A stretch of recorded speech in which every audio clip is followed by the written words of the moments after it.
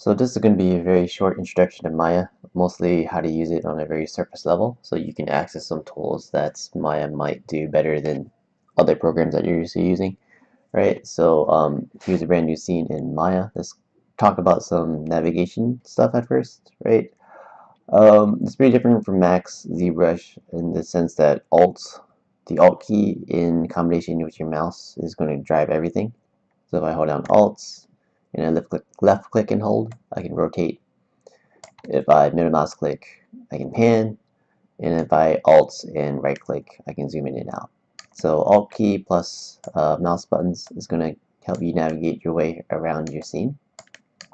I'm going to create some primitives just so you see what I'm doing and how to best select stuff. So if I go up to the create menu, go to Polygon Primitives. If you're used to dragging things out and defining it in space like Max, you can turn on interactive creation. But I don't like doing that. I just like having a if I want a sphere, I can make it a sphere, and then it's going to be at the origin at 0, 0, 0. I can do like a cube, and then I'll just move it. So I like defining things manually, and then I could scale it if I need to or whatever. You'll notice on this right hand window, it opened the channel box editor.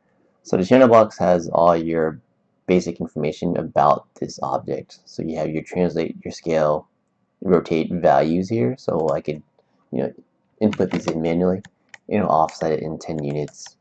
So it's pretty easy, pretty self-explanatory. I can shift click and select multiple fields, and then put in a number, and then I can manipulate it that way as well. Right. So in the channel box, this channel box under the transform information, you have like a input thing, and this is your history. So in the history here, I can define again, like how wide is it, how many units wide, how many divisions it has, and all that. This is getting a little bit away from my original intention here, but that's just kind of where Maya puts a lot of its information. This is basically your channel box. If you lose it somehow, say I have attribute editor open, it's just like this rightmost button right here. So it'll even tell you show hide channel box here. Okay. So there are a few windows though that I like to have open at all times, and that would be the outliner here.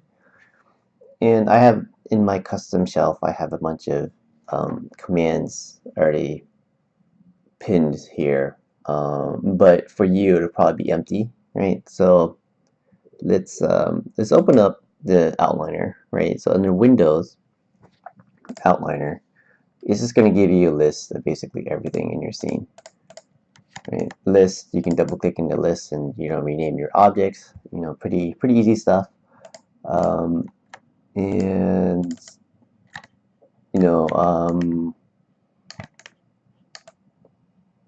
how complicated should I make this? I think that's probably enough, right? So just for now, if you want to pin this to your shelf, if you go and click on your window or your menu item here, hit Control Shift and then click on that that option, like the outliner or like the node editor. You see it pops up into my shelf here, but I already have a bunch here that we don't need. I'll just right click and delete. I'll right click and delete, and there we go. I'm gonna try to keep this video pretty short. I'll make a more in-depth Maya video if you want me to, but some things that you might run into right away is oh well, first of all, how do you activate the move, scale, rotate? It's just like ZBrush. I can't remember if it's the same in Max or not, but Q is your selection mode, right? So you can select things and not accidentally transform them. You can hit W to move, so that's going to have you move, pretty standard stuff. E is rotation, R is scale. T is tool options. In this case, this is the history on this cube, which is how many divisions and how wide, how tall, how deep it is. And I guess yeah, it's pretty self-explanatory. If you see these two planes, that just lets you move along those two axes. You can click and drag from the middle and move everything. So yeah, pretty standard stuff there. The reason why I want to bring that up though is, let's say if you hold down right click will take you into different component modes, like face. Vertex face is not really usable, or it's not used very often, so I wouldn't worry about it. There's vertex and edge, right? So those are your main components. So I can right click and then I can activate that mode here. I can go switch to vertex mode, move your stuff around however you need to. But you sometimes run into an issue of like you right click by accident, you drag, you didn't really